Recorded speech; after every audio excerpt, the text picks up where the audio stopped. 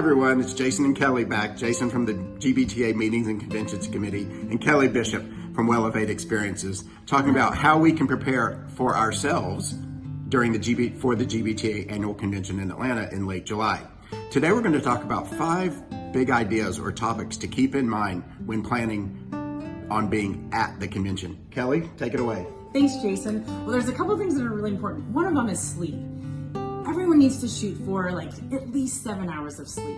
You know, when you're at home, you need more. If you can get more when you're traveling to a conference, go for it. But if you can at least get 7, you'll be good to go. You'll be more present the next day. But Jason, I want you to talk about a little bit about rituals. How important it is rituals. Don't you have one that you want to share? Sure.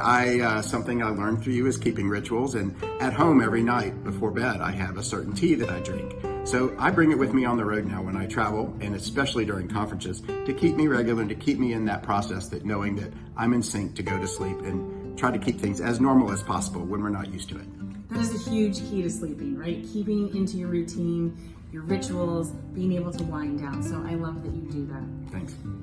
The next one, how about, we need to think about shoes. It's not just about fashion, it's about true comfort, because you cannot be running around a trade show floor in heels. Even walking in big, massive convention center, going from different sessions and meetings, right? You want to think pure comfort, because you don't want to be up all night because your feet are hurting. Very true. So sneakers, there's a lot of fashionable sneakers out there, cute shoes. Even for guys, there's lots of cute shoes that are comfy. Do you have anything to say about shoes? I love shoes, so let's keep going. The next one you mentioned is safety, and we're going to be in downtown Atlanta. It's a big city. Big city, yes. Make sure you use your hotel teams, your resources to understand, can I go out of the hotel to the left, to the right? Are there places around me I should stay away from? Is there anything I should know that I should stay away from, putting myself into danger in this immediate area?